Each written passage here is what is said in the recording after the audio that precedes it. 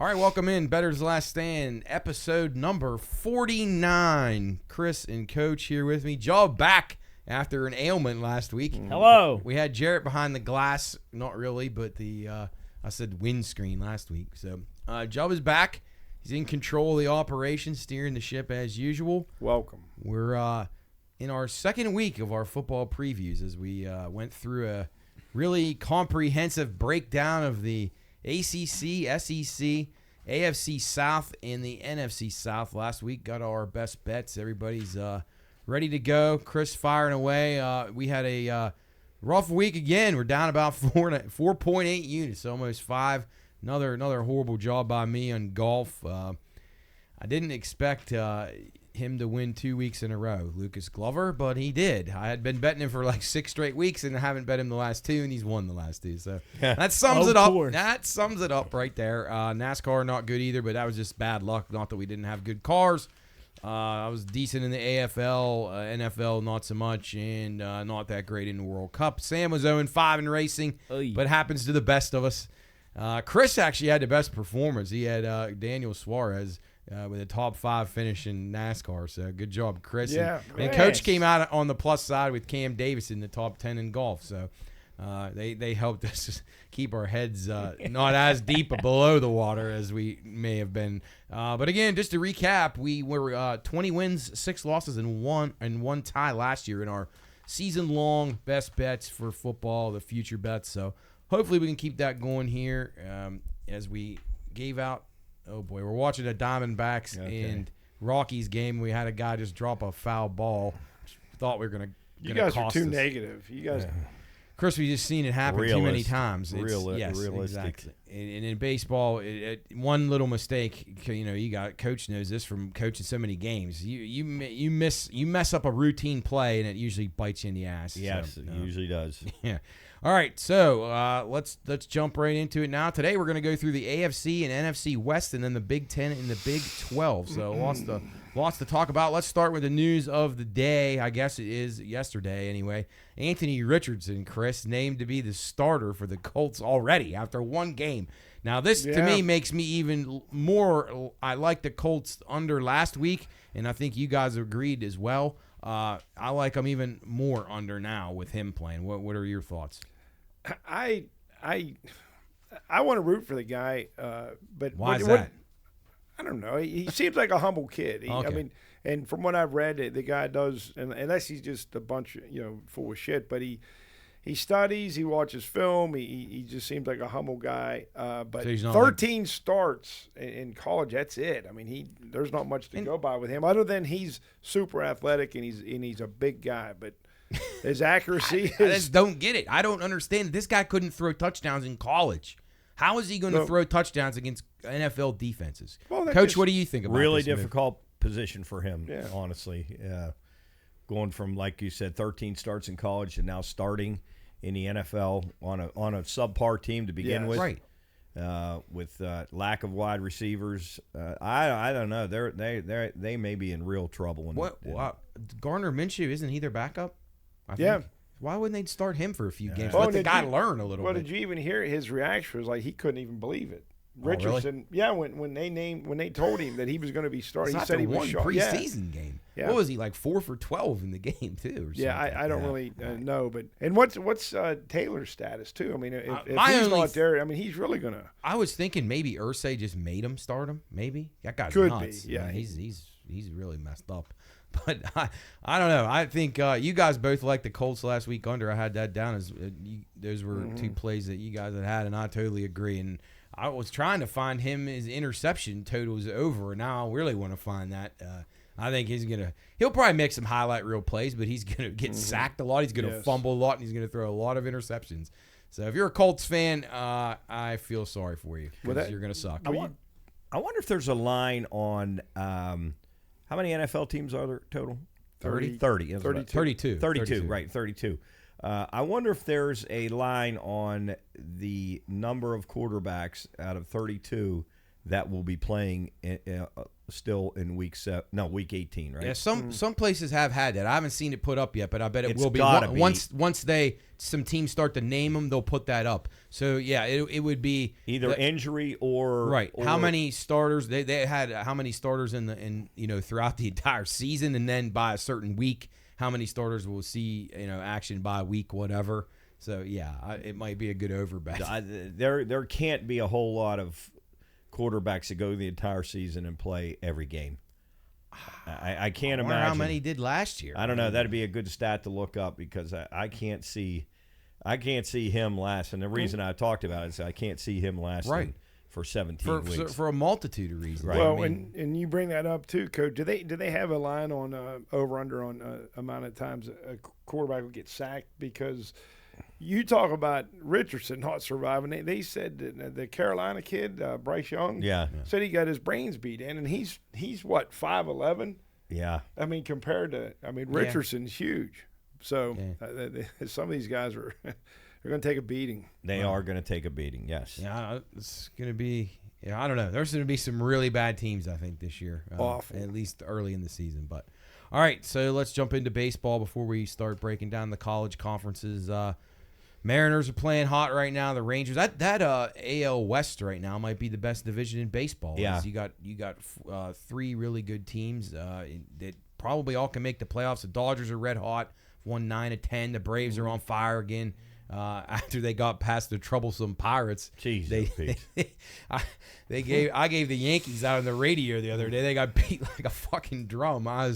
I thought, Braves 11-game road trip. They were gone for 13 days. I was like, maybe they'll be tired and then just go through the motions. The Yankees are so bad. They're bad. I would consider them to be an absolute fade team along with the Angels, Mets, White Sox, and our Diamondbacks here, Coach. They're clinging to life, I guess. They're really struggling right now, and they're struggling to put away the Rockies. The D-backs are, at 500, aren't they? I mean, they've really taken a nosedive. They were. I got it on the 7-21 since the All-Star break coming into today.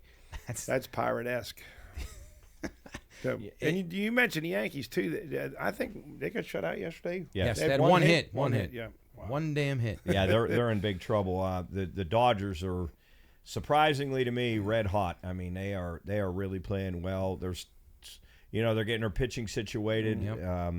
They're starting to hit, but the Braves just score runs. They score offensively. They're the best team in baseball, not even close. Well, they weren't the day that I bet them.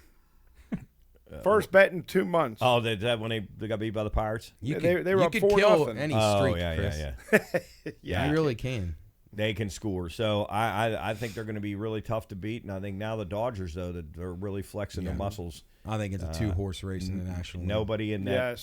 Yes. Milwaukee's a little hot now. Milwaukee's starting to put a little space in between them and the Reds and the Cubs, and they're starting to play better. It looks like I thought the Cubs were going to win that division, but well, last night was a bad loss. Yeah. A real bad loss against the White Sox. Do you think it's possible that the NL Central gets a second team in? It's not out of the realm of possibility at this point, which I thought early in the season we laughed at that division.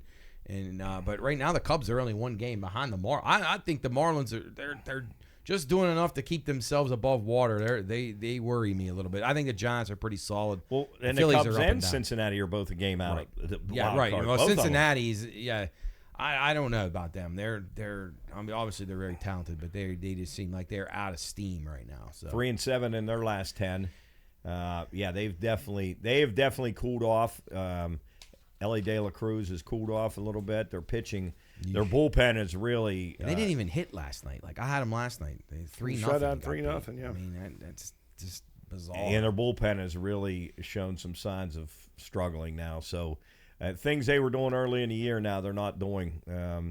I think they played the most one-run games in baseball this year, and I think they're on the losing end of the bigger percent of them. But I still like them. I like what they're doing, even if they don't make it this year. No. It's been a successful year for them. Them and the O's are the two teams that I think are really on the way up, and they're going to be the really bright future for both those teams. I agree. I think Texas is there as well with some free agent add-ons, but they got some good young guys too. And now that they got some, their pitching stabilized, they're they're setting themselves up for a possible deep run this year. So let's go through. Is there anybody that you think is like? What about Toronto? What do you guys think about them? I mentioned them last week. I'll still stick with them, but they just can't seem to keep momentum. It's just right. It's been really hard for these teams, anybody to really gain any traction. And you got Cleveland just sputtering there in the second place. They just hang there 3.5, 4.5 out the entire year. And I think the Twins are just not very good, but Cleveland can't put any pressure on them at all. They don't hit either. They just don't hit at all. And, no, Cleveland does not hit. What about the Mariners right now playing really good. I think they'll probably have a shot right now. They're plus 165 to make the playoffs. I think that's a pretty good bet. And they're playing exceptionally well right now. Boston still in the mix. I mean, they're not completely out of 3 games out of the wild card, so they're still in it. The Yankees are 6.5 out. They're exactly 500 now. It's 60-60, but they're a train wreck. I think they really are. They're just a bad team. If you watch them every night, they're just not very good. No. And I don't know who to blame. I guess it's Brian Cashman, but I saw they gave him another vote of confidence for next year. Like, oh, hey, we love what he's doing. How can you say that? But maybe they fire Aaron Boone. I don't know. Bob Melvin, Chris, one of the worst managers in baseball. He comes out and says, he likes where the Padres are right now. He really does, and he thinks they're a playoff team. Like, I mean, how does a guy say that? We talked about those cliches that one day, Coach, about coach cliches. About how they just say one game at a time. Oh, yeah, same thing. We're worried about today's game. So I wonder what in his what he sees that allows him to be confident like that and kind of not comfortable where they're at. But, I mean, I think their season's been an absolute failure. If it wasn't for the Mets, they'd be the most embarrassing team in sports. Yeah, and they got to be in the top 5 of payroll by now. Oh, absolutely, yeah. I mean, no, it is. But again, I don't know. Just buying free agents that obviously shows that it doesn't always work. We've seen that over and over. But over and over. Yeah. You got to have the right mix of team, and I do think Bob Melvin's he's not a very good manager, but. It's hard to blame him for all that. I mean, the players got to play, so that's they're right now they're 5.5 out behind the Marlins. I mean, I wouldn't say it's impossible, but they've shown no signs of getting hot the whole season. Wonder how many. What's the most they've won in a row this year? 3 or 4 probably. No, I would say tops. No more than that, right? No, yes. I mean, they've never shown any signs of. But how much is that like on the manager? I mean, is it just like players just? Well, maybe they just don't respond. Right, I don't know. I don't know. Because you just think even with that kind of talent that they would be able to succeed even in spite of the manager if he's a shitty manager. But man, they've been. No, when you got a lineup like that, Chris, I agree. They're not really doing a whole lot.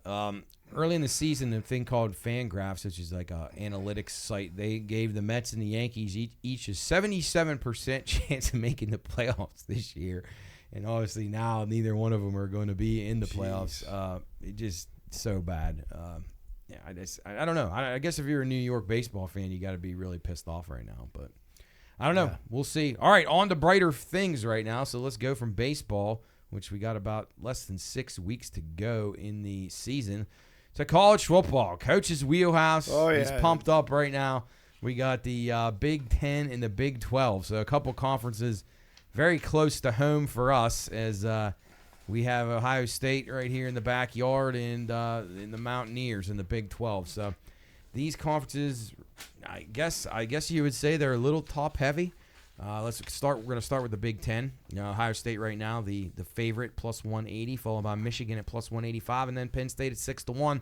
Then you got a big drop off down to Wisconsin, and that's a team I'm really interested to hear what you guys have to say about them. But let's start at the top. Anybody outside of Ohio State, Michigan, or Penn State, can they threaten in this league, or is it a 3-team race? And if so, which of the 3 teams do you guys like the most?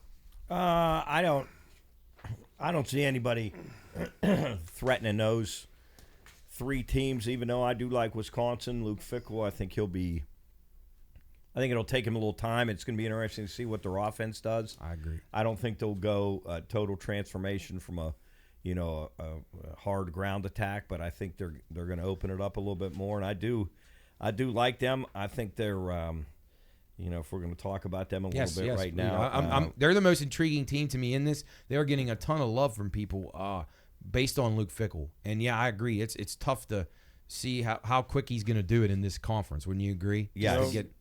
Maybe their games would be more exciting. Well, yeah, and they brought in Phil Longo to implement the air raid attack. Oh, good. And whether or not that works, but it's so Wisconsin with the air raid I know. attack. And although Wisconsin does have Iowa and Ohio State at home, and they don't have to play Michigan or Penn State, so that could help them as far as their win total. So they could be 7-0 going into Ohio State. And that'll be interesting. I think if they can get by the game in Purdue, that it won't be easy. And yeah, I agree. I thought they had a minimum of 8 wins on the season, which their win total was 8.5. It's going to come down to how they play against the couple of big games. But Chris is right; their schedule is not that difficult. It is not hard at all. And they have Iowa at home in Game 6. That's going to be a pivotal game for the over/under if you're betting that either way. And then. They have to travel to Illinois. That won't be easy either, and it's depending on what they do against Iowa. Those are 2 toss-up games. And then Ohio State. But geez, after that, they go to Indiana. The way they end the season is pretty good. Northwestern Nebraska and that Minnesota. That's rivalry game there, but the other 3 prior to that are pretty winnable games. I like them a little bit over their win total. I think they're the only team that could possibly make a run at the three big teams. Now back to the 3 big horses. Who's your pick, Chris, out of Ohio State, Michigan, Penn State, or are you looking at a wild card? No. I'm going to go with Michigan. I just think with Ohio State losing C.J. Stroud, and they got a new guy coming in. Although they're loaded with talent, but Michigan's backfield is pretty awesome with J.J. McCarthy, and then he's the good. 2 running backs. So I think there'll be. Formidable. They have a couple concerns on defense, but they still have 7 starters back. So I'm going to go with the Wolverines. Okay, Coach, you agree with that? I'm in agreement with Chris. I like Michigan definitely over Ohio State as far as the better of the 2 teams when it comes to that matchup. Yeah, I agree with you guys. I thought I don't know. I think Michigan getting that game at home this year is important. The only 2 games that really would worry me about Michigan are at Penn State and at Maryland back-to-back weeks. I think those are the spot where they stub their toes. Is that live? Oh yeah. Second and third. So the Diamondback defense is coming through for us big time there as we have another mistake in the outfield. Is it windy there or something? What the? No, the sun got in his eyes. Real sun. Good God. All right. Anyway, back to no. That's I wish I wouldn't have seen it. I think Michigan goes 12-0. Oh wow. Yeah. Okay. Yeah, I think they go 12-0. You. Oh wow, man, that game. Do you have any? Because I actually really think Penn State might have a shot this year of maybe knocking one of those 2 teams off. I just don't trust James Franklin. I agree with you there. They finally have a 5-star quarterback. Oh, geez, 2-base single here. Is there any concerns with Harbaugh? Is he under some scrutiny? Yeah, he's supposedly suspended for 4 games, but then they said, no, that's not good enough, so they may suspend him. But I don't even know how much it matters at this point. Those teams like Michigan seem like they could play by themselves. I don't even know how much Harbaugh does on the sideline. I don't want to be discredit him, but these coaches, I mean, the coordinators do so much, and the guys are basically recruiters. They're basically figureheads. Yeah. So I think they'll be fine. I don't see Michigan even getting tested until maybe the game against Michigan State, only because it's a rivalry game, and they'll probably beat the shit out of them. Their front end of their schedule is just awful. So easy. Really bad. They can win 9 games at least sleepwalking. So 10.5 for Michigan, I think, is a little low. I agree with Coach. I think they win at least 11. I think maybe Penn State gets them, but and I'm high on Penn State. I even if they don't knock off Ohio State or Michigan, looking through Penn State's schedule, they're at Maryland, they're at Ohio State. Those are really 2 tough games, and then Michigan. So if they can win one of those 3, I think they get over their 9.5. So that's going to be one of my best bets in the Big Ten. But let's move along. We'll come back to best bets. Let's go into that middle tier. So we got Wisconsin just right off the top 3, and then we've come down to the very exciting teams like Iowa, Minnesota, Illinois, and Maryland. Now Maryland actually is exciting. They play a really high tempo offense with Tua's brother that which lends to them being able to win and beat some good teams occasionally, but their defense is always bad. Anybody out of Iowa, Minnesota, Illinois, or Maryland that you guys are looking at, and any win totals, anything stick out to any of those, whether it's easy or hard schedules for those I teams? think Iowa has an extremely easy schedule. Yeah. I look at their schedule. They got to go to Iowa State game 2. That's going to be that. That's gonna, oh my God! Oh, we got a break. Right.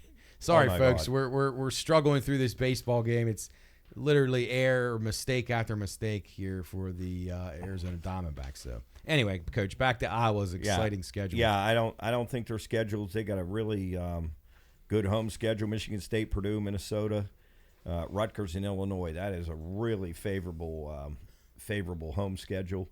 I really. And they get the transfer, McNamara transferring in. So from Michigan. I really like. I like Iowa's over their total. I do. Okay. I think they'll be over their total.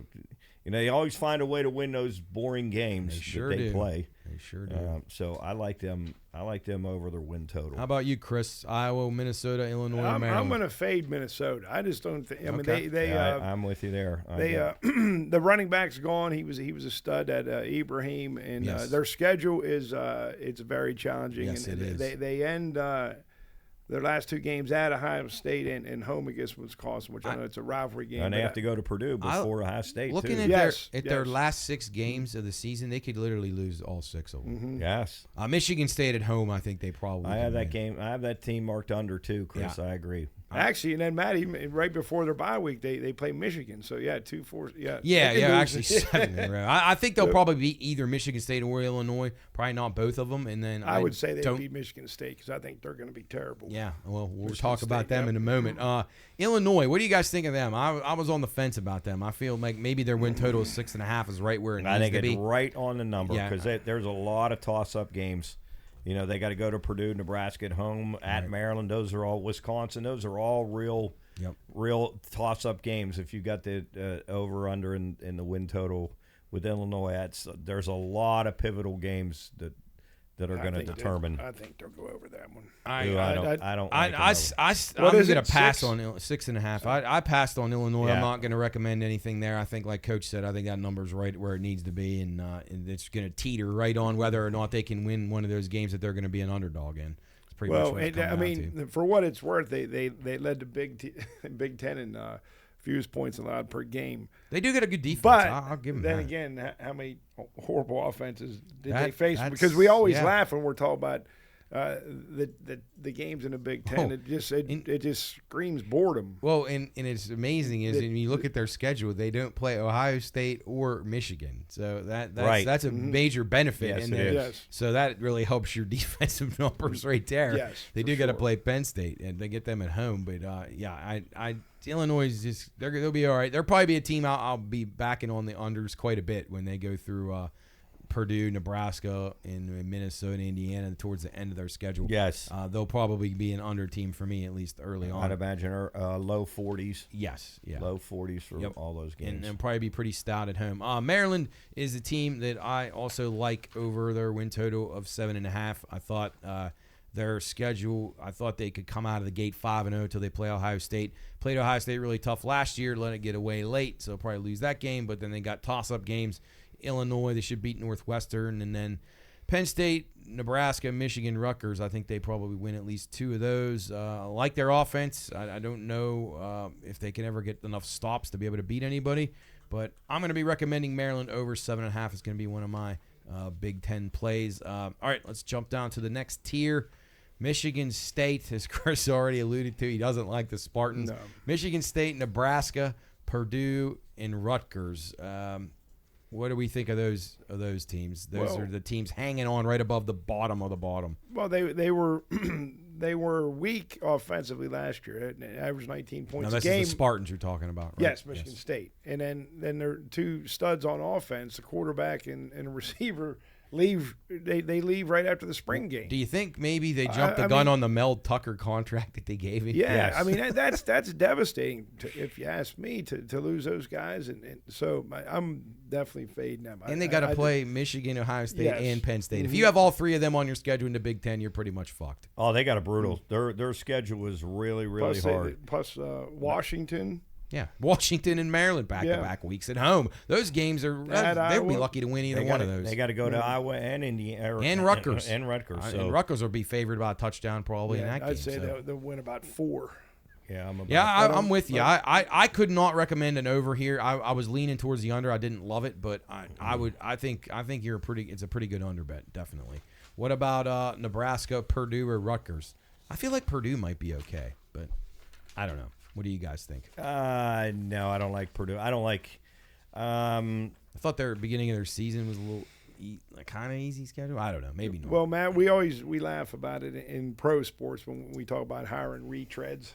So now Nebraska got Matt Rule, right? Yeah. Well, the thing about that though, I don't consider him to be just because he went to the pros. It didn't work out, but he did well in college. Well, I know, but his debut seasons at Baylor and Temple, he went a combined 3-21. Yeah. Now I understand it's Temple. Yeah. But I don't see much from this team at all. Okay, I'm with you. I agree. I could not recommend over. Coach, what do you think about Nebraska? They're bad defensively, too. I mean, it's 6 straight losing seasons. I can't see it. I can't see it improving. I mean, I see 4 wins: Colorado, Northern Illinois, Louisiana Tech, and Northwestern is the only. I don't. They got to go to Michigan State. I don't think they'll beat Michigan State at Michigan State. Right. Maryland's a sort of a toss-up, but as you said, Maryland's good.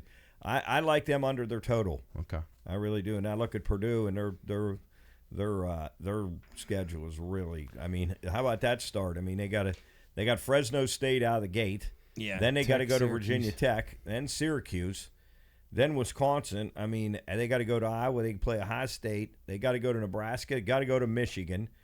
I mean, I see maybe 3 wins on their schedule. See, I thought their total was a little bit low, but I don't know. I mean, I get it. I mean, that's why they made it 5.5 for a reason, and it is. I don't have any faith in those ACC teams. I think they could probably win 2 out of 3 to start the year, and then it'll come down to whether they could beat Wisconsin or Illinois at home. But I agree, if they haven't got it on track, if they start bad early. Start bad. I guess that is early, but if they start the season bad, they're going to be in trouble. I agree. So yeah, 5.5 might be right about where it needs to be. Tick too high in my book. How about Rutgers? They always seem like a team. They frustrate me. We always seem to have them, Coach. They're struggling to cover like every week. They play their ass off, but they just don't have any playmakers ever. Do you see that changing at all this year? No, I don't. And I you look at their schedule. They're a very difficult schedule. They should open with 2 wins, but then they got Virginia Tech at home. That'll be a toss-up game. Then after that, they got Wagner in their their 5th game. So, but they got to go to Michigan, got to go to Wisconsin, got to go to Iowa, go to Penn State. They have Ohio State at home, Maryland at home. They could literally lose the last 4. They'll be dogs, big dogs, and touchdown or more dog in every one of those games. Ohio State, Iowa, Penn State, and Maryland. So I think under 4.5 is a pretty good bet with them. No, I can see that. All right, down to the bottom feeders, Indiana or Northwestern. Do either one of these teams have a shot of eclipsing the? No, I think Northwestern. Go ahead. Good. You're probably going to think they'll win 1 game. Northwestern. Who, Howard? Northwestern's going to be. They got to beat Howard. Well. UTEP maybe have them at home, but other than that, they'll be a touchdown. That whole program is just a disaster. What about Indiana? No, I don't think they will. They beat Indiana State. It's a fucking train wreck. Yeah. No, I just these all the scandal up there. And these Big Ten teams playing these MAC teams, they aren't given. Those aren't easy wins for these teams. No, especially because these MAC teams are fired up. A lot of they recruit the same area, and they'll be like Akron will probably give. There'll be several upsets in the. I would agree with that. MAC Big Ten matchups. I really believe that. I think there'll be. I think the MAC teams getting the points in if you play the MAC teams. That's a good angle, Coach. I think you'd be. I think you would have a plus. You'd get plus money if you played all the MAC teams getting the points in these early Big Ten matchups. I like it. All right, let's go to best bets now. Where are you guys going here? What's your top play and maybe your 1 and 1A plays in the Big Ten? I'm going to go Michigan to go undefeated. Okay. Michigan to go undefeated, and Northwestern under their win total. Okay, so Coach on Michigan over obviously and undefeated. He has a parlay. So I'm going with the best team and the worst team. And then Northwestern under. Under, yes. Chris? My two are Illinois is over the win total. Oh, all right. Yeah. You like that line defense. Exactly. And I under the win total, probably my number one play out of the Big Ten is Michigan State under. Okay. Chris's number one play, the Spartans under. Okay. And mine, just to recap, I'm going to go with Penn State over 9.5. I agree they're probably not able to dethrone Michigan or Ohio State, but I think they definitely get to 10 wins. And my second play will be the Maryland Terrapins over 7.5 or 7. If you can find the 7, look for that. That'd be great to get. Those are my two. So, Job, who's your favorite best bet in the Big Ten? In the Big Ten, I'm gonna go with. I really enjoy the Big Ten. You do. I'm gonna go with Rutgers over their win total. Okay, they got to win 5 games. Okay, I like it. Job, the good thing is sometimes you pop a Big Ten game on in your room and you'll go right to sleep. And then in the Big 12. Hang on. No. We haven't started Big 12. So you study that over. All right, I'll get my notes. We're going to take a break, dive into your notes. We'll be back to talk about the Big 12, and then we're going to jump into the NFL and some other stuff. Touch on golf as well. So a lot to come here on Bettor's Last Stand. Sam will join us in the last segment as well. Stay with us. Reminder, Bettor's Last Stand is for informational and entertainment purposes only. All wagering activities should only be conducted by those 21 years of age or older and within the confines of federal, state, and local law. If you or someone you know has a gambling problem, contact 1-800-GAMBLER. That's 1-800-426-2537. You're watching Bettor's Last Stand.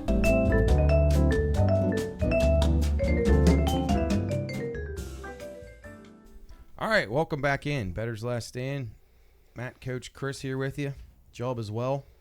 All right, let's jump right back in it. Big 12. It's a 2-horse race according to most people, Texas and Oklahoma, but they didn't win it last year, so it was Kansas State and TCU. Do you guys foresee the two big dogs returning to the top here before they head to the SEC? Right now, Texas plus 125. Oklahoma stands at plus 360, so about 4-1. And then you got a big drop before you get to K-State at 7-1 and Texas Tech at 15-1. Coach, do you think Texas and Oklahoma are the teams to beat in this league? I think Texas is for sure.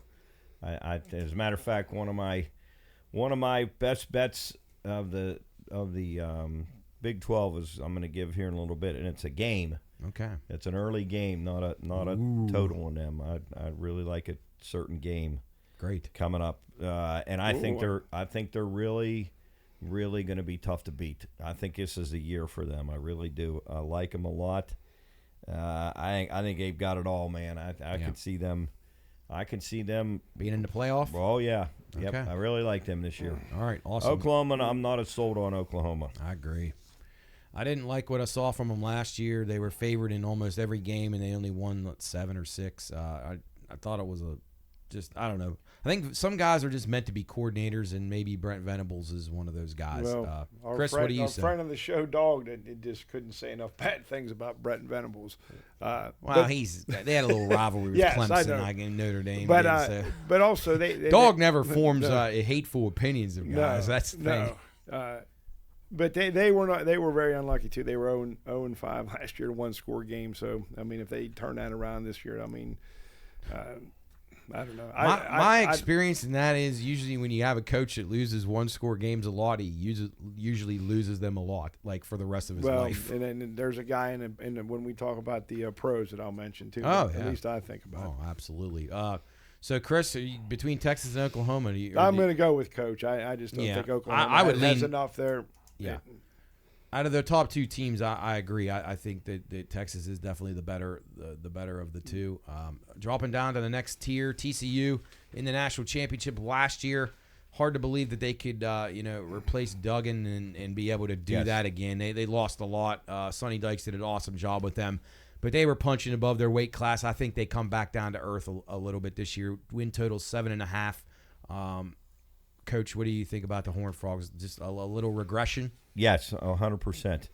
Yeah, I look at their schedule, and they could start out for sure 6-0. Mm-hmm.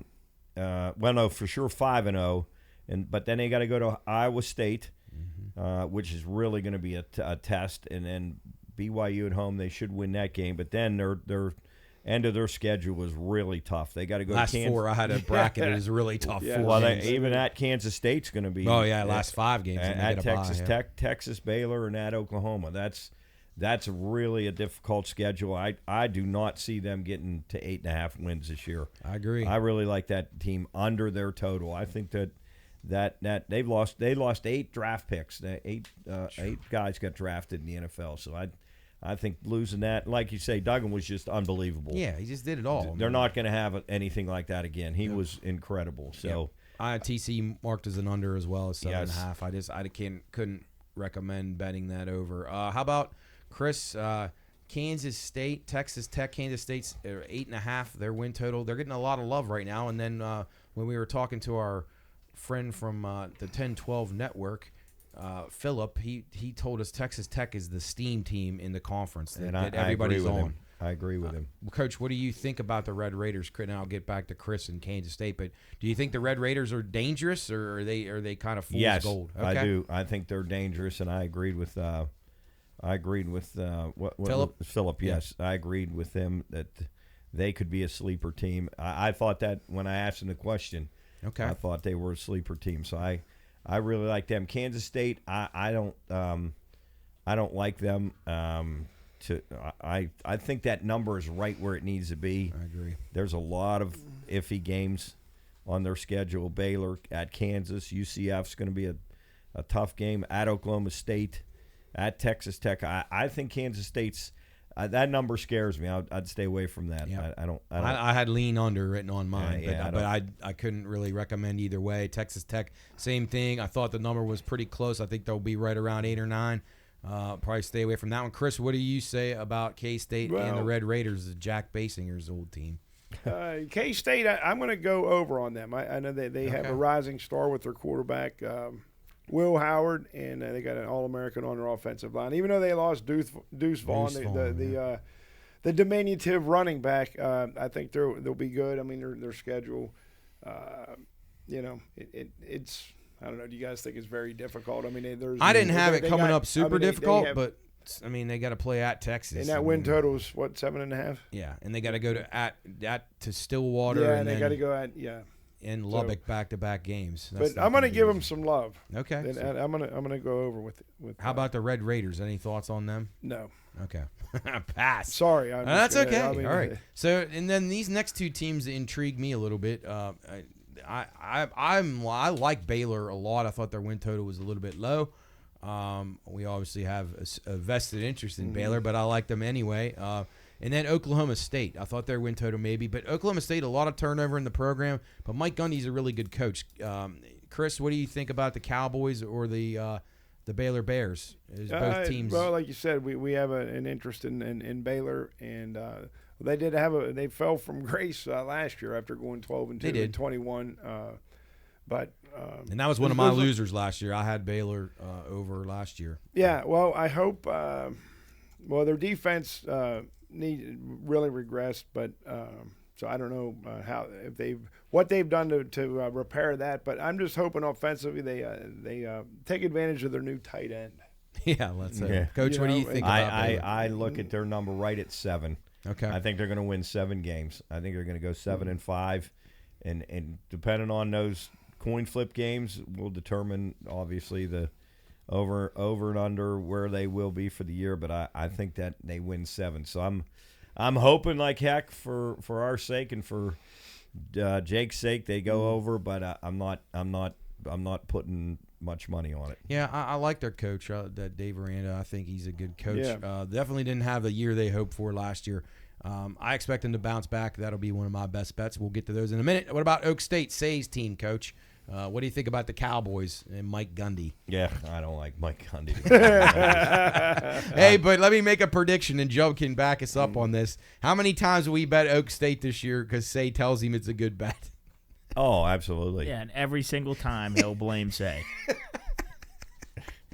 Yeah, and I probably will bet them a few times, but they play Kansas in week 6, so I'm gonna or week 7. Tough. Yeah, That's gonna be some bad bloodbath rivalry week in the Pine Room. That's gonna be bloodbath between Coach and Nick and Say. Oh, it's gonna get ugly. I don't see them getting to. I think they'll be right around 7 wins too, looking at their schedule. Yeah, same thing. I thought they're looking through, but then they do have if they're right on the getting close to that number, they have a couple of games in the season that are definitely winnable at Houston and home against BYU. So I'm going to shoot for them to go over that too. Their schedule isn't real hard. It's really not a difficult schedule. No, they got a few of the newbies. Actually, all 4 of them. They play all 4 of them. Yeah, so that's a benefit. Yes, it is. All right, let's jump to Iowa State. They're a total of 5, a win total of 5, and then the Kansas Jayhawks. Coach and Nick's beloved Jayhawks at 6. Coach, let's start with you. Jayhawks. Where in your heart of hearts, do you think they're a 7-win team? I had 7 wins, maybe. I hope so. Did the end of last year worry you a little bit when the wheels kind of started to wobble? Yeah, and I that beginning of the season last year was just a fluke, I think. Right. I hope it happens again. I got my Kansas shirt on. Nick will be all fired up for them. They'll beat Missouri State, then Illinois. That's going to be a tough. If they can beat Illinois, then they go to Nevada and got BYU. They could potentially start 4-0. Yep. Potentially. And then it's going to get tough. They got to go to Texas. They got to go to Iowa State. They got Oklahoma at home. They got Texas Tech. They got to go to Cincinnati. So that's not an easy that place 7 is going to be about right there. I figured they upset somebody, so I had I allowed for one upset. There's a good chance like Missouri State could upset them. Right. You're right. Nevada could upset them. Chris is a Illini. That's a big game right there. In week 2. Huge. Like a monster game for the both of those teams' win totals. Absolutely. Really, and out of conference, pretty evenly matched teams. How about Iowa State, Chris? Well, man, or if you have thoughts on Kansas. No. I was just looking through their Iowa State schedule, and I have them right on the number. What is it, 6.5? Yeah, well, I have 6 or 5. But depending on where you shop. What impact is it going to have with his the gambling scandal? I think it's huge. I know it's going to, but how? My recommendation to everybody that's listening to this show is stay away from both of the Iowa teams. I think they both could be in hot water throughout the season. There could be more stuff coming up. And there's going to be guys with axes to grind. If things don't start going well for them, they'll jump ship and start saying the coaches were involved, and who knows what. It could really turn ugly for those. But no, I know it's going to be impactful in a negative way. But I would go with the Cyclones under. Okay. Yeah, and I think if that gambling issue didn't come up, I thought I would have liked them over their total. Mm-hmm. Yeah, I thought there was. I like that quarterback. I think Deckers was a good quarterback, and I think. Without those issues off the field, I think Iowa State would have reached that number 7. But now I wouldn't bet it. There's no way. I think they'll definitely stay away. All right, let's talk about the 4 new teams before we finish with the Mountaineers. UCF total is 6.5 for their win total. They're probably thought to be the best of these new coming programs. BYU 5.5. Cincinnati at 5.5, and Dana Holgerson 4.5. Chris for Houston. Jesus. Let's start with Dana. Do you see any? Does Dana ever? Dana's just Dana. Like he's always just going to be an average coach at best. Well, he never does focus too much on defense. He gave up 32 points a game last year. and they're predicted almost second to last in the conference. Yeah. They're going to really struggle. They're going to be They're going to be underdogs a lot more than they're used to being this year. That could be one of the Mountaineers' only wins. I agree with that, Coach. And I have them in Bonnie's 33 board. Oh, do you? I got Houston. Yeah. Well, in previous years, that would have been an all right team, but not in this conference. You have Houston. I have Texas. I didn't even see who I had. I didn't even look. Notice. Not only that, they give up a shit ton of receiving touchdowns. So probably a lot of games where you might want to bet the Houston Houston game over. Yep. All right. How about Cincinnati, Coach? What do you think of them? Not good. They lose Fickle. I think they take a step backward. I agree. They do have a pretty good home field advantage. That's a tough place to play at if they get the right setup. But they got to go to Houston and to the Mountaineers. So those are troublesome games for them. And then they're used to playing Central Florida, so that'll be a close game. And they get your Jayhawks to end the year, but I don't know. I think I had 4 tops for them. Tops. That's where I am with them. I like that under. I like the Bearcats under. I think they take a step back. Yep, no doubt about it. Hard to replace the coach. I'll echo that too, Mark. They're not favored in any game except for the first Miami. one. Miami, Ohio might beat them. My coach just said. But Cincinnati is a tough place to play. All right, BYU. I'm very curious what you guys think about them. 5.5, 6 is out there. I had 5 wins for them. I thought max. I just don't know how they're going to translate to this league. It's an interesting concept to me. What do you say, Coach? I'm under. Okay. I think I have 4 wins at best for them. Cincinnati's a toss up. I think that's a pivotal game in the. Whether they're going to go over. They got to come to Morgantown. That's weird. Yeah. So that's another winnable game possibly for the Mountaineers. So I don't know. I like that game. I like BYU under coming to the new league. I think that's going to be really tough. Chris, any thoughts on the Cougs? No, I mean it's interesting the transition will make from from where they were into this conference. But I think they'll. I don't know. I looked into that September 23rd game at Kansas. I think. I don't know. They might sneak up on Nick's old Jayhawks. I know it's early line. They're getting 4, but that would be fun just to kind of rib Nick about that. But I think they'll go over just by 1. Okay. Just by 1. Think they win? That's not my strong play, but okay, that's all right. But hey, we want your opinions. All right, so UCF, do you guys agree that they're the best of the newcomers? 100%. Okay, yes. I think 100%. they probably have the offense, and they returned 13 starters. That's one of my better plays. Okay, so Coach, go ahead, talk a little. I think UCF goes over their win total. I see 6 for sure wins on their schedule. I think Oklahoma State at home is definitely winnable, which would put them at 7. Baylor's is a possible winnable game. I think that could be 8. They got at Kansas. That's one. I think they could win as many as 9 games. Okay. I think they're going to be really good in the league. They're my surprise team and the best of the 4 newcomers. Okay, without a doubt. Chris, any thoughts on on UCF, the Golden Knights? No. Good luck to him. What's your thoughts on UCF, Matt? What do you? I think they're the best of the teams that are coming in for sure. I thought they could win anywhere between 5 to 9. Yes. So I think they're one of those teams I think could upset people like you mentioned, and they're also a team that maybe they get in one of these cold weather games and it doesn't turn out well for them. I don't know. So, but I do think talent wise they're on par with the next tier down from Texas and Oklahoma in the conference. And it's a curious the way this is geographically as we go to the Mountaineers right now. Did you guys ever expect, Coach and Chris, you went to many games. Never. In the old Big East days that you'd ever be seeing the team coming in from Provo, Utah for a conference game. No. That's impossible. Mountaineers win total 4.5. I could only get to 3 that I thought maybe they can win, and that was a stretch. I think they have a hard schedule. I think they're in some big, big trouble. And if Neil Brown is to save his job, he's going to be shocking a lot of us, right? Yeah, but I just think he's devoid of talent. I mean, I don't think they're very strong.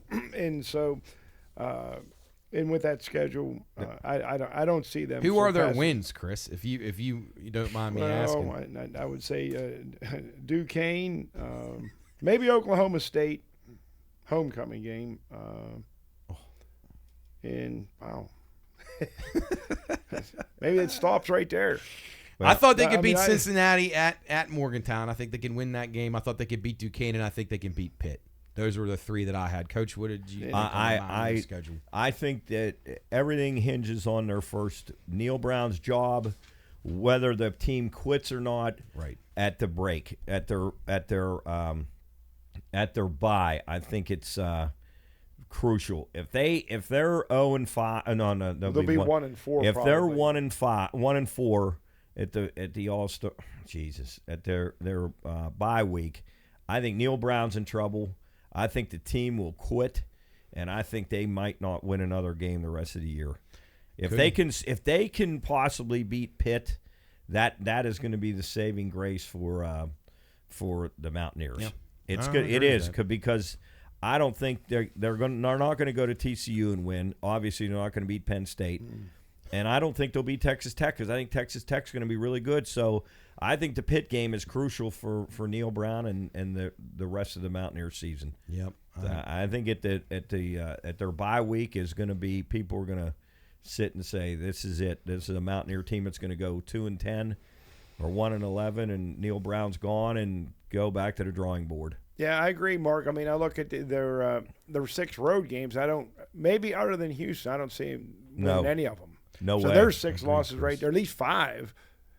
I don't know we don't know a whole lot yet about what TCU will be, but I can't imagine them winning that game. I agree. Houston was the only one on the road that I thought they even had a chance at, but I don't know. We shall see. Mountaineers always bring a lot of interest in the area, so I don't know. It's going to be a rough year for the bars around here. It's a shame. I feel bad for those people. Sucks that they're not competitive. Yeah, it really hurts. I talked to guys at Generations and Pickles, and they all said the same thing. When the Mountaineers win and they're competitive, and definitely helps. People come out. They want to see them, but now it's like nobody cares. Honestly, it's like nobody. Have you cares. heard them talked about any less than this year? No, ever, never. Yeah, it's very never. Who knows? Maybe Neil Brown will surprise us, but I wouldn't count on it. All right, let's go. Well, let me go back to this one real quick. Best bets. Yep. What about what do your guys take if the Mountaineers are getting over 3 touchdowns? Do you think they can cover? I have against this Penn State? Gut feeling. I don't know why. If they're getting 21.5, that they might cover that spread. Yeah. I don't know why. I think every dollar you guys take at that sports book is going to be on Penn State. Yeah, I agree. I think the better bet is the under or the Mountaineer total points under. I think that's where I'll be aligning because I think Penn State's defense is going to be tremendous. But I agree with you. Penn State has not been very good on offense for several years. Their quarterback's new. It may take them a while, and I agree. I would not want to lay the 21.5. No, I think that's real risky. I just think everybody's – and Penn State is they don't have a lot of big splash plays in their games, so there's a chance that thing sits at 13-20 the whole game, and because they're a field goal team. The Mountaineers will have to kick field goals in that game. Yeah. I agree with you, Coach. I don't think it's as easy as everyone thinks. I don't think. The only way they cover it, I think, is a couple defensive scores. Yeah, and Penn State traditionally starts slow, so I could see the end of the first quarter being 7-3 Penn State. Exactly. Halftime, maybe 14-6. Yep. And then Mountaineers maybe getting a backdoor cover at the end, just depending on. I can see that game ending like 31-13. 31-13, 38 to 17 right in there. I'm telling you, if I could get 21.5, I think you'll be able to get it here soon, probably, because you're right. People are going to keep. You're going to see every dollar come across crazy on Penn State. Have you heard anybody say? Everybody I talk to says, "Why is that line so low?" Well, Champ said in there no possible way the Mountaineers can cover that game. I'm 100% in agreement with him. We're looking down there. We can only find 2 wins on their whole schedule. Yeah, but that's why the point spreads are the equalizers. I understand that. No. They have no chance in this game. They'll get beat 40-10. Yeah. I mean, I don't want that to happen. I just don't think they're. It would be it would not be stunning to me if the Mountaineers cover that. Well, game. I hope you guys bet it and win. Well, I'm not taking it unless I get 21.5. I'm not taking it at 20. I agree. No chance. All right. What is it right now? And then I think if 20.5, and I think if you could places. get it to 22.5 and tease it up to Yeah, four touchdowns. I think that would be really a good play. Boy, this has been a great defensive exhibition by these two teams. Yes. Horrible. Diamondbacks and Rockies. All right, best bets, Big 12. Coach, let's go back to your Texas. You said you loved the game early in the season. I'm assuming it's Alabama. Yes, it is. I love the Longhorns. I don't know what the line is right now. I know it's like right around a touchdown. Yeah, it's right around a touchdown. Right around a touchdown. If I get it at 7.5, I am going heavy on the Longhorns, and I may even play them to win that game outright. Okay, maybe I do. Line. Okay, I do. I like them. I think Alabama's not going to be as good as they have been, and I think Texas is a step up. Okay, I like them. Put that down as one of my Big 12 best bets. All right, Chris, where are you going My with your best bet is the Wildcats of Kansas State to go over that win total. Okay. Chris is on the Wildcats, and I think they'll end the regular season at 8-4. So okay, name your record. I like it. All right, and I'm going to be going with Baylor over 7 wins as my Big 12 best bet, and a future. And I have a future best bet. I think UCF over their total. Okay, over their win total. So those are where I'm sitting with the Big 12. Perfect. All right, let's jump over to NFL now before we go into the final third of the program and get Sam on here and talk about some racing. Chris's favorite, the NFL. It's back. Preseason. Boy, there's a lot of flags in those games. Not the best played games, but that's what you expect in preseason. We're going to go to the AFC West and begin with the Denver Broncos. Sean Payton takes over. Broncos were really bad last year. They were 5-12. Russell Wilson was a train wreck. Right now, their posted win total 8.5. And right out of the gate, to me, I think that is way, way, way too high. I agree. This division is not easy. You got the Chiefs and the Chargers, and then I think the Raiders may be a little better than expected. This is going to be one of my best bets for right now, just starting right out. Broncos under, and I would even recommend playing them under 7.5, an alternate win total. They're 8.5 right now, and I love them at below. I think they win maybe 6 games. Coach, what do you think about the Broncos? I'm with you. I like that. I like that bet definitely. Chris? I'm going to say that they're going to go under too. I think they'll definitely be improved. I mean, Peyton is a good coach, but you're right. What's his name? Wilson was a train wreck, and I don't know how much what his improvement's going to be. But in that division, it's going to be tough. So I would say that I'll take their win total or under. I'm sorry. All right. So we're unanimous on the Broncos under, and that'll be one of my best bets. We'll revisit those in a second. All right, let's go to the Chiefs, Super Bowl champions. 11.5 is the win total. They're the favorites to win the division again, as usual. I thought they could almost win 12 in their sleep. Their schedule's not easy, though. They got some tricky games. Coach, what do you think about the Chiefs? I'm with you. I think I like them to win 12 to 13 games. I'm playing them over the total. They're just hard to bet against. They really are. And they've won. They're not a great spread covering team, folks, so remember that. They win games, but they don't always cover because they really don't care. Chris, what were you going to say?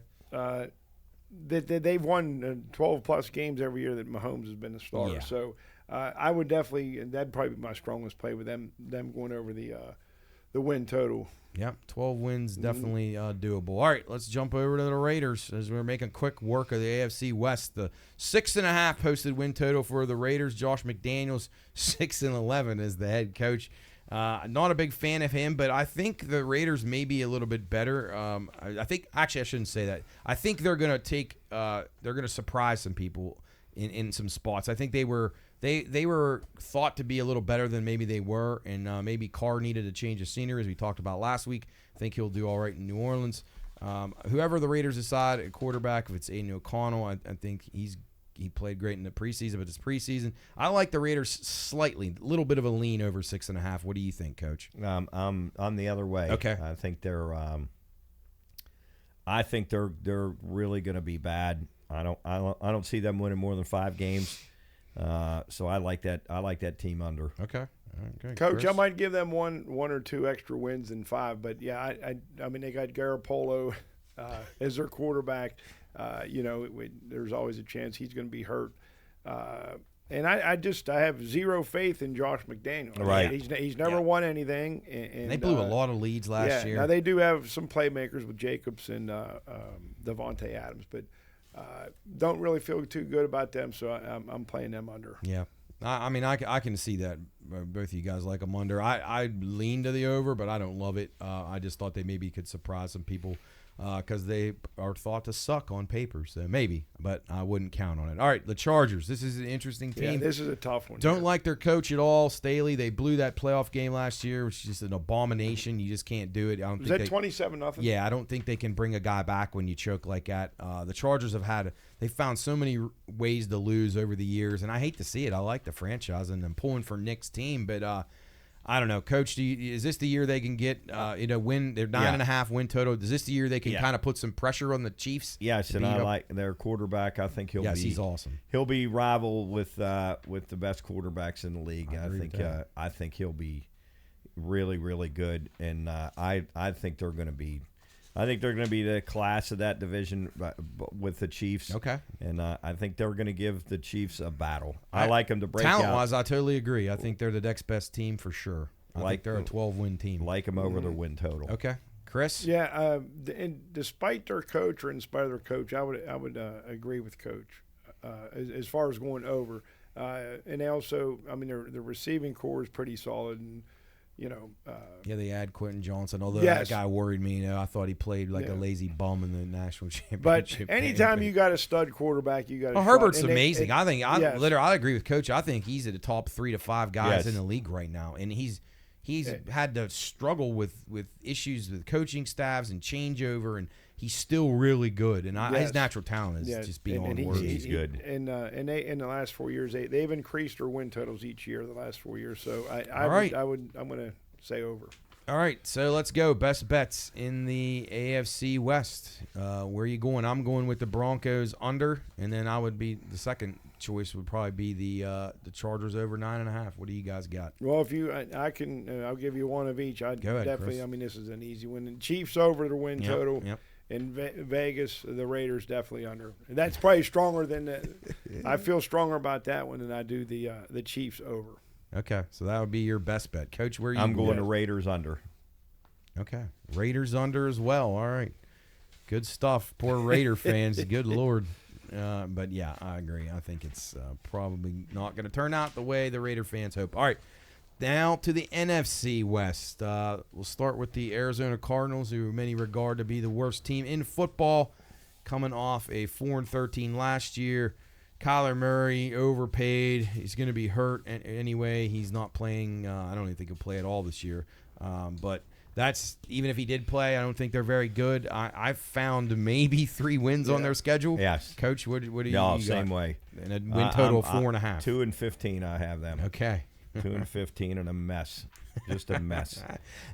Will there be a team? Will there be a team in NFL that will have less? Well, there goes the under for me. That was over anyway. Will have less players drafted in fantasy than the Arizona Cardinals. Can you think of any guys on this team that will get drafted? The kid that went to Pitt, the running back. Jimmy Connor? Yeah, James. Yeah, that's it.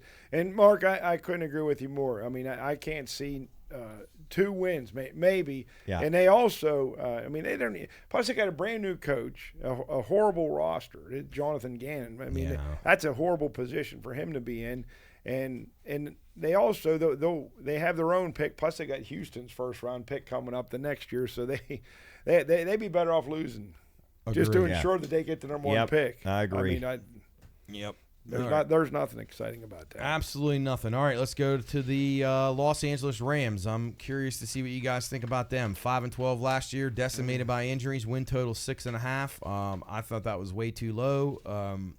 This is going to be my best bet in the division. Is the Rams over 6.5? Yeah, I like them to go 8-9, 8-9, 9-8. I like them too. Okay, yep. I like them. I think over. they bounce back. Yes. I think McVay's a good enough coach. I think he brings them back up. Chris, what do you think about the Rams? Do not like them. I'm going under. Okay. I mean, they've they lost Jalen Ramsey, Von Miller, Bobby Wagner, and basically they have it seems like two guys on offense, Stafford and Cooper Kupp. Their running game's terrible. Kupp coming off an injury. Yeah, right, exactly. And I mean both of them. So I mean, you don't trust McVay? No, I don't know. I guess I'm mixed on him. I don't really like either, but I really actually do think he's a decent seems coach. like a look at me type of guy. I think he is. I think a lot of these guys are. But no, I don't like them. All right. Under. Me and Coach are on the over. Chris is on the under. Okay. That's 49ers. B-Max team. Yes. Another team. This team very similar to the Chiefs, not built the same, but they just seem stable to me. 10.5. Love their defense. A little bit low. Yes. I always know they're going to be in the game.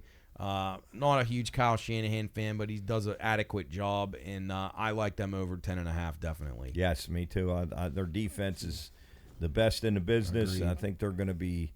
I like they got a favorable schedule. I think You think they put it on the Steelers a little bit early? I think they'll beat the first game? Steelers. At Pittsburgh, I think it's going to be tough. Yeah. I think they cover the spread, but that'll be a Like tough a field goal game, 4 point game. And then they got a nice home schedule. Yes, I agree. think they could win. I think they could win 13 games. I thought they could probably go undefeated at home. So Yeah, I agree. Chris, what do you say? Well, you guys are going to laugh at me for this. The other day, I was really killing time, so I did a mock draft, and I took the Niners defense. It was their number one ranked defense, and I just looked on here too. I mean, they have an awesome defense, but they also added Javon Hargrave to go along with Nick Bosa. Right. The only thing From the Eagles. Yeah. yes, and I looked also. It said that they have a former All-Pro at every position on the offense, with the exception of quarterback, which could be a concern because I don't know. I mean, is Purdy going to be back? Is he Right. just flash? How good is he? I mean, because Trey Lance isn't the guy. No. Well, no, we know that. So- but is the Sam Darnold? Can he play? Well, in this? I don't mind Sam Darnold. People I are don't giving think- Sam yes. Darnold some accolades. We Right. talk. But I still like him over. I bet obviously that with the shaky or the uncertainty, I should say, at quarterback could. Yeah, our Hold it guest back a from Sports Oh, Grid, yeah. Joe Madden, she was big on Sam Darnold. Going to hear her in this not broadcast. What's I'd the like word? to- In this show, Jub's going to insert her interview that we had on the Watchdog the other Just day with her from the Sports Would Grid. like to see him like in a nice stable offense with some really good weapons. Who's that? Sam Darnold. Well, he's going to have that, right? Yeah. Yeah. Well, I mean, if he's going to be their guy, yeah. Yeah, it sounds like it's possible if Purdy's not ready, he's going to be the guy because it ain't Lance. It's been out. The book's been out on him for a couple years now, and the 49ers have tried to force him to play. Didn't they trade up to get him? Yeah, picked him third. It's Yeah. ridiculous. Yeah, Well, that was think a how bet. good they'd be then if they'd have another top 3 pick on their Yes. roster somewhere. All right, and then finally the Seattle Seahawks, led by Coach's boy Pete Yeah. Carroll, 9.5 the win total. I like them under. I think they take a step back. Geno Smith, good season for him last year. I don't think he's as good this year. Coach, what do you say? I'm actually going the other way on that. Ooh. I look for them. I was just doing my homework on them yesterday, and I like them to go 10-7. I think they're what they got the win total at? I got them at 9.5. Yeah, I like them to go over. I think it'll be 10-7. I like Geno Smith. Okay. I don't like Pete Carroll. I just don't like him. But I think he's pretty good. He's proven he can win, and I don't know. I think they're going to be. I think they're going to be really, really good. 10-7. Okay, Chris, what do you say about Pete and the Seahawks? I always like Pete. I'm just concerned about Geno. Geno's so streaky. I mean, there's times when he looks like the best quarterback in the league, and then other times, when things are going good, and all of a sudden he throws a horrific interception. Geno, he got paid, but they do have the 10th easiest schedule in ranking in the league. But so I'm gonna take him over, but I'm not 100% on that. Okay. So Chris leaning to the over Yeah. on the Seahawks. All right, Chris, best bet in the division. Where are you going? It's almost too easy to bet Cardinals? the Cardinals under, Okay. Well, hey, and the Rams under too. the ticket still Yeah. cashes, Yeah, Chris. but I'm so- yeah. All right, so you're going to But two number unders. one, yeah. But if you want my strongest one on that would be the Cardinals. All right, Coach, where are you I'm at? playing Seattle over their total. Seattle over. Okay, and then All mine right. mine will be the what did I say? The Rams. Yeah, Rams over 6.5. My best bet. I like that one a lot. So well, I didn't know you loved that coach that much. I'm just trying to be, I'm trying to be You're objective. You're worried about your wallet. To form, I'll give every guy a chance to right the ship or whatever.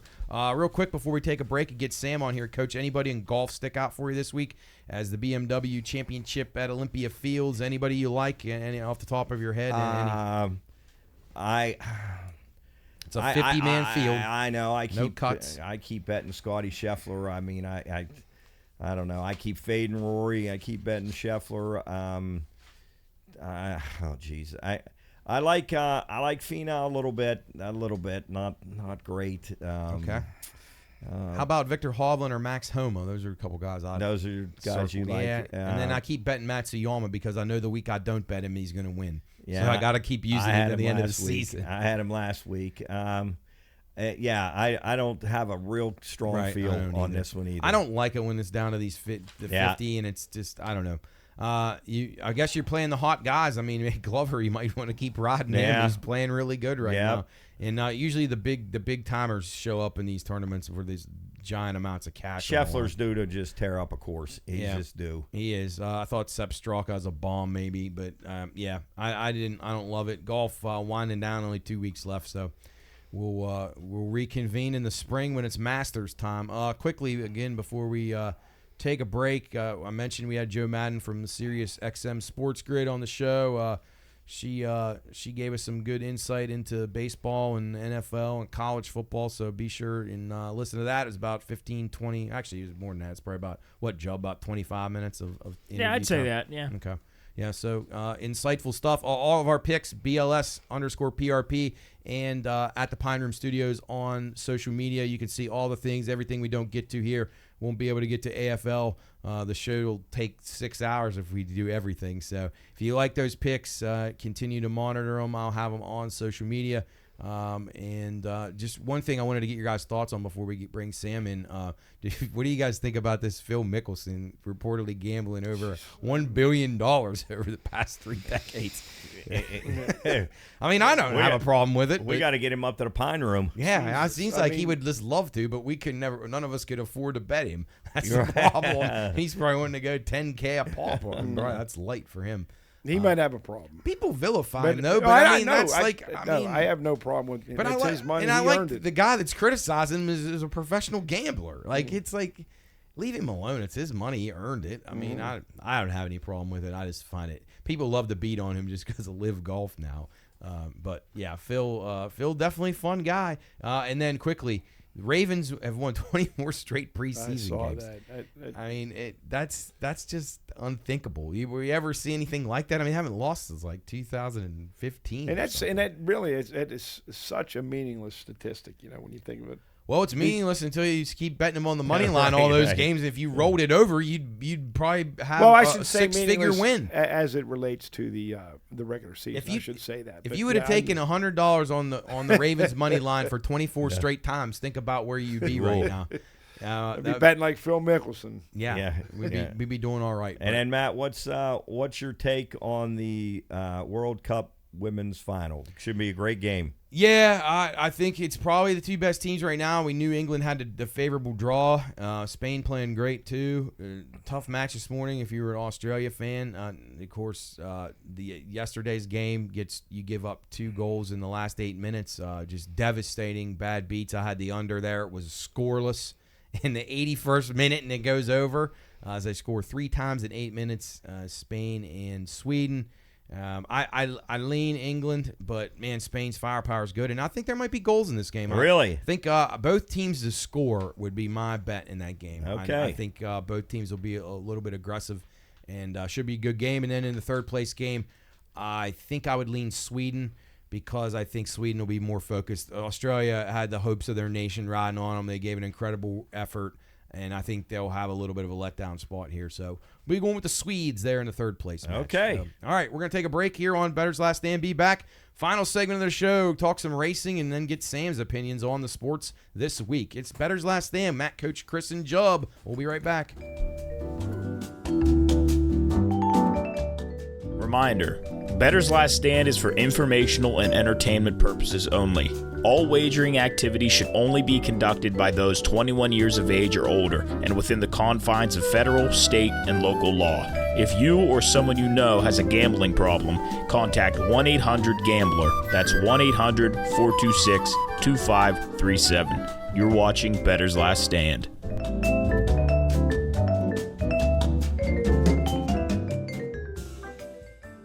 All right, welcome back in Bettor's Last Stand.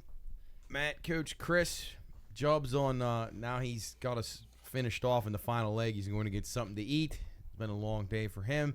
We welcome Sam to the program, our man from Upper St. Clair. Just remarking about how he's about sick of the Pirates and he can't wait for the season to be over. Sam, how's it going other than the Buccos making you miserable? It's going good. Both my teams I picked, they're down. I'm starting to think it's me, but other than that, I'm good. Hey, Sam, can you remind the listeners what your record is when you go to a Pirate game? This year we are 0-4.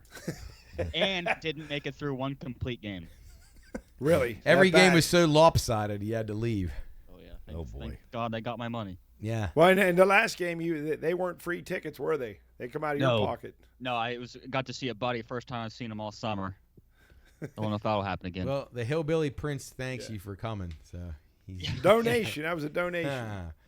All right, let's go to what thoughts on MLB right now before we get into racing. We ask you this every week, and the teams you're high or low on. Do you think the Yankees are finally absolutely finished? And yeah, anybody that sticks out to you right now?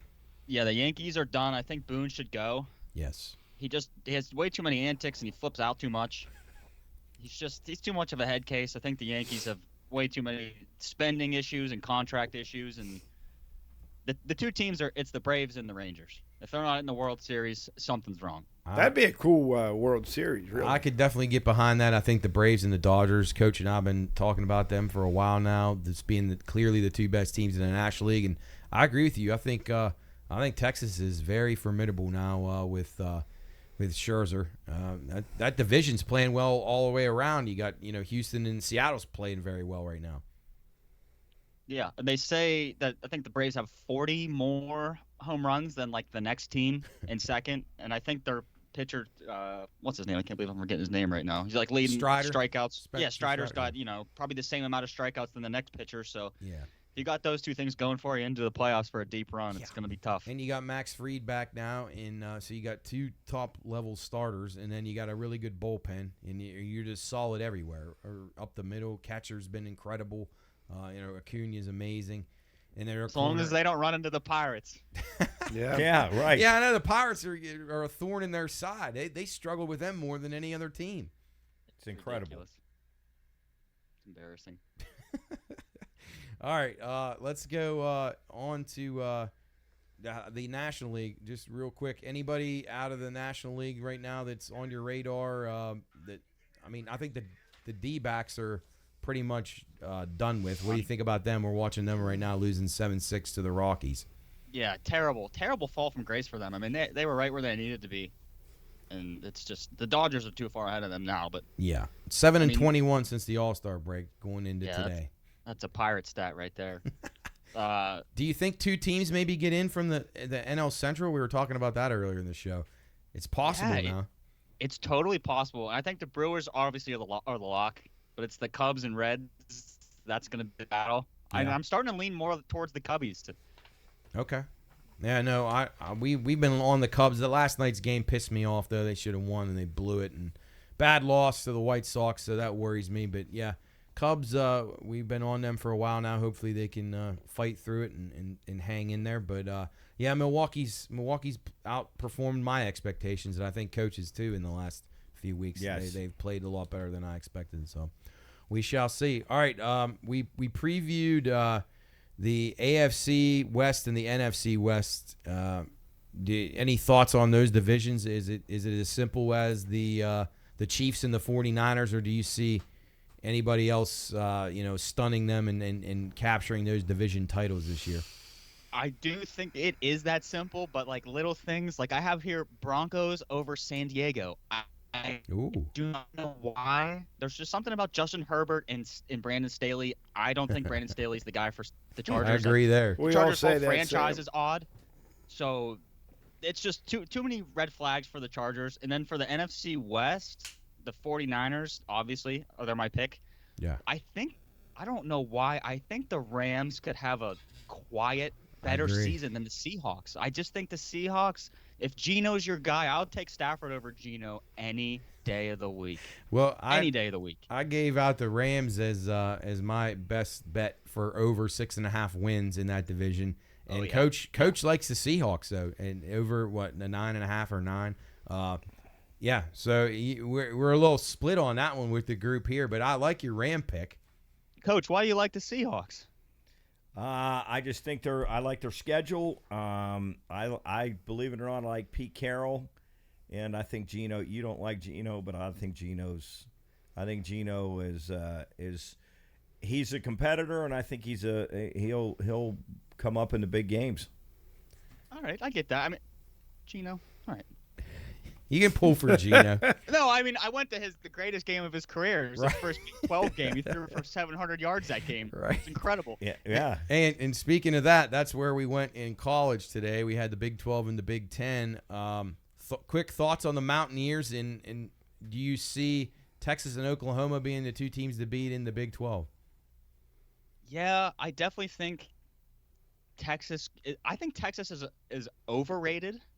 I think every year they get all these 5 stars, 4 stars, and they're never there in the end. Ever. They're never there.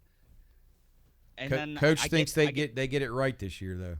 All right, I respect that. I mean, hook 'em. But something about TCU. There's obviously a reason they were in the national championship. They had no shot. They had no shot in that national championship. No, they didn't. No, none. So I think that they could maybe be there, but I mean, Oklahoma. They're good. Oh. Or K-State. What do you guys think about K-State? K-State I like better than Oklahoma. Oklahoma worries me. I don't know. I don't know about the Venables. They lost. Chris said, how many games did they lose by 1 score last year? Oklahoma. They were 0-5. 0-5. So maybe they turned that around and they're the team to beat. But Texas is loaded. I don't know what they'll do with it if Coach Sark can have them ready. But they're really talented. What do you think about the Mountaineers? Your beloved Mountaineers, Sam. Awful. They're gonna be bad. It's real tough. Is it over with for Neil Brown? It has to be. Yeah. There has to be like a total change because all these realignments and teams switching conferences. Who's gonna want West Virginia? West Virginia could get kicked out of the Big 12. Yeah. Honestly, it's just like they need to just be better on all aspects. No, I agree with you. They're at a tough crossroads. Their whole athletic department. Isn't Colorado going in there? Yeah. Starting next year. Yes. Yep. Dion. I'm not going to recognize any of these conferences. Coach Prime. All right, then quickly, Sam, Big 10. Is it as simple as Michigan and Ohio State? I think Penn State's right there, but not sure. What do you think about that conference? Yeah, I think it's Michigan because I don't like Ryan Day. That's just. I think it's either of those teams, but I would prefer a Harbaugh over Day any day of the week. And then we got a problem too in the family front, but it is interesting from a betting perspective as our cousin Nate is no longer going to Notre Dame now. That's official.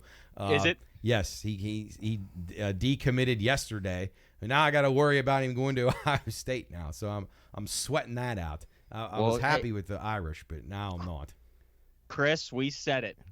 We gotta wait to buy our gear. Yeah, I know. Coach jumped the gun. I got a birthday present, a nice sweatshirt, a nice T-shirt from Jarrett now.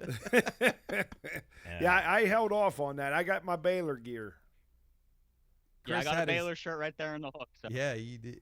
Chris had his cart loaded for Notre Dame, but he wanted to wait at least another year. Yes. I had a sweatshirt ready to go, and I said, no, there's no way. All right, well, I just hope to God it's not Ohio State I got to buy because I won't be able to do it. But anyway, all right, let's go on to racing. A tough week for us in racing. We didn't get a whole lot of luck, that's for sure. Scott Dixon wins the IndyCar race last week at the Indy Road Course. Finally get Dixon back in the win column. We mentioned him. We always seem to talk about him. I mean, he ran exceptional, led 34 laps. You mentioned Graham Rahal last week. he had a good run. 36 laps he led. Couldn't get the job done, and your boy Felix Rosenquist crashing out in the a mechanical failure and was dead last. Thoughts on the Indy race at Indianapolis Road Course? Yeah, I thought it was good. I mean, Dixon was just classic Scott Dixon. Got the lead, didn't give it up. I mean, I can't believe Graham Rahal was even in it.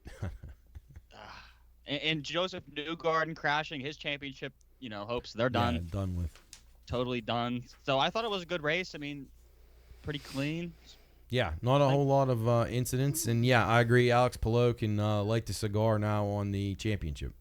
Yeah, pretty much. It's a wrap. Yep. Indy off this week. They'll be at Worldwide Tech on the 27th. And F1 also returns with the Dutch Grand Prix. Those guys have had 3 weeks off. Max Verstappen will be rested and ready to destroy everybody again. And we'll talk plenty about those 2 races coming up next week. But now we shift over to NASCAR. Watkins Glen, the place to be. Back-to-back road courses. Yeah. I don't remember NASCAR ever having it like that, Coach. Do you? No, and never. And then they go road course, and then Daytona. Wow. Yeah, it's so stupid. Yeah, it's nuts. But, man, we said, Sam, we actually did mention him. We didn't pick him, but we mentioned guys like Michael McDowell, like how the races that they set up perfect for him. Road course, super speedway. The only things that he's good at. Yeah. Yeah, I mean, it was shocking what happened when Michael McDowell got into the lead. I mean, honestly, it looked like he was in a different car. It did. Was unbelievable. It looked like Denny Hamlin or somebody, or Logano out there. I think if there would have been one more lap, though, Elliott. Oh, he was coming. Elliott would have caught him. Oh, yeah. Coach, I agree, because Elliott was creeping, but McDowell, he just did enough, or maybe his tires were better. I don't know. Yeah, he was awesome. Good for him. He kind of Elliott had it down to like a second at the end. I think Elliott, one more lap, I think Elliott would have really pushed to get him. But and of course, me and Champ had Elliott. We were rooting the whole way. Just couldn't get it done. Chris gave out a good pick with Daniel Suarez last week. Yeah. No, you're pit crew. I know my stuff. And Alex Bowman, Sam, finally a good run out of him. Now does Chase Elliott come through this week? You think he's got to? I mean, this is his chance right here. I mean, the only problem is his own teammate has won this back-to-back times. Now he's got 2 wins there too. He's the favorite right now, plus 350. Probably the desperation and needing to win. Kyle Larson 5-1. Sam, what do you think? Is this one of those Hendrick drivers going to get it done, or are we going to see another wild card with some interesting strategy, evolve as we did last week? I think there's a couple possibilities, because I think Elliott's just going to be driving his ass off. Right. Because he can get it done at the Glen for sure, but there's a lot of pressure if you can't get it done here, because there's going to be open space, Right. So, but I mean, Larson's won it twice. It's going to be real tough for him, but I think if there's any shot at any races remaining, this is the one. Yeah, because you don't want to have to go in a must-win at Daytona. Yeah. I mean, you could have the best car and finish dead last. It doesn't matter. It's too many things can go wrong there. Thoughts on let's see, who, like AJ Allmendinger last week? He got into a little incident. He was all pissed off. Do you expect him to bounce back, or who are you looking at this week other than the obvious choices of Larson and Elliott up top? I got some names like Denny Hamlin, Christopher Bell. I even have a Chase Briscoe top 10 as well. Oh man, I know. Felt weird saying that aloud, but yeah. Well, I used to back him early in the season. 50-1. I think that's a really good bet. He's top 5. He's 6-1. I agree. Hamlin a little too high again. I thought he was high last week, 20-1. He started so far back. He actually had a good car last week. If he'd had better track position, I think he was a definite contender. I agree with you with Chris Bell, 10-1. Coach, anybody that you're looking at right now? A couple top 10 guys. I like Chris Buescher. Okay. Boy, he's been hot. As a top 10 guy. I like. I think Joey Logano finally makes a little bit of noise on this road course. No, I agree. Joey Logano. I feel like Sam and I have been talking all year about him. It's like he's just letting everybody forget about him, and then come playoff time, he's gonna kick it into gear. I mean, that guy is arguably the most talented driver out there. I never would look past him. Definitely a good play there. Chris, what are you thinking? I like the rookie Ty Gibbs, top 10. Okay, top 10. I enjoy watching him, and I root for him. So I'm going to just go out on a limb and say Top 10. He's for a good road Ty racer. Gibbs. He's a good Yes. road racer. What do you think about Ty Gibbs, Sam? I think it's a great call, Chris, because if you saw that Xfinity race this past weekend, he dominated once he got into the lead. Ty Gibbs was just, he got the lead. That was it. Race was done. He's not far off from being right in the mix with all these really good drivers. Sam, quickly, thoughts on Truex, Tyler Reddick? They're taking some action as well. What do you think about those guys? Or does either guy have a strong enough car to be able to maybe win this weekend? I would pick Reddick out of both of them, but I don't know. He just hasn't been there these last couple weeks. You don't hear his name too much, but Truex has been running better later this second half of the season. But I would still take Reddick because I think just the road course, it just suits him better. Right. Well, who's your pick to win it? If you have to make one pick, who's your guy? Christopher Bell. Okay. I had him as my second choice. I actually had Kyle Busch as my guy this week to win it. Coach, where are you going? I'm picking Elliott to win it, and your boy Martin Truex Jr. to finish in the top 5. I like both of those. Yep. Elliott's got it. Elliott's really got to push. My worry is that he pushes it too hard. And he spins out and ends up in the tires. I'm with you. Chris? I'm going back to Suarez. All right. Yeah. I love it. Daniel. Danny Suarez. All right, Chris. That's a good pick. Sam, any other thoughts in the world of sports? Anything intrigue you this week? Or, I don't know. Final parting thoughts, I guess, for the week. Yeah, I got a little NL East question for you please. folks. What do we think in this Phillies-Marlins little Division 2-3 matchup? Who's getting in? Who's out? I've been saying the Marlins to me look like they're leaking oil, like they're ready to kind of teeter off. But the Phillies, though, I can't trust them. They get hot and then they look like shit, and they're really bad on defense. Them and the Cardinals are horrible in the field. They're almost as bad as these two teams that we've watched today, the Rockies and Diamondbacks. Phillies defense worries me. I think fundamentally the Marlins are better pitching, but man, they don't hit. So I would lean Phillies just because of the firepower in the lineup, but I don't really like either one of those teams. What about you? I don't like either of them either, but I want Jarrett's fish in there. Yeah. He's been since day one of this season. Jarrett loved the Marlins.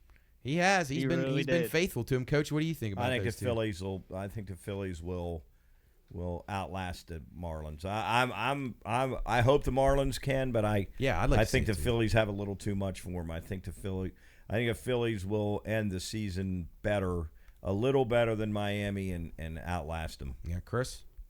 Same way. I like Philly. I think they're more talented, although I'm not rooting for them, but I would think they would outlast the Marlins. Yep. So, I do love Kyle Schwarber. Even he doesn't hit for average, but he launches them.